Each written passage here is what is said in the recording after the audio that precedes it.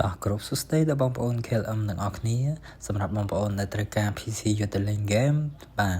មិនថាយកធ្វើការងារអីផ្សេងៗបងប្អូនអាចទាក់ទងចូលមក KLM បានហើយសម្រាប់បងប្អូនចង់មកមើលផ្ទាល់ឬក៏មើលតាមវីដេអូបាទ KLM ធ្វើជូនបងប្អូនមើលតាមគាត់ចិត្តបាទហើយសម្រាប់វីដេអូនេះដែរបាទគាត់ដំឡើងដោយមួយជូនបងប្អូនមើលហើយវីដេអូបាទខ្ញុំថតកាត់ទេប៉ុន្តែសម្រាប់ម្ចាស់វីដេអូវិញបាទគាត់មកមើលផ្ទាល់តែម្ដងបាទហើយសម្រាប់វីដេអូនេះចែកជូនដល់ពុកម៉ែបងប្អូនទាំងអស់គ្នាដែលចង់បាន PC មិនថាយកធ្វើការងារឬក៏លេង game ធំអីបងប្អូនអាចទាក់ទងចូលមក KLM បានបាទអញ្ចឹងបងប្អូនអាចមើលវីដេអូនេះដល់ចប់អញ្ចឹងវីដេអូកាត់បាទក្នុង PC មួយនេះយើងប្រើមាន spec មានអីខ្លះអញ្ចឹងបងប្អូនអាចតាមដាន spec ខាងក្រោមនិងមាន brand អីខ្លះបងប្អូនអាចមើលវីដេអូនេះបានបាទអរគុណបាទជម្រាបលាបាយបាយ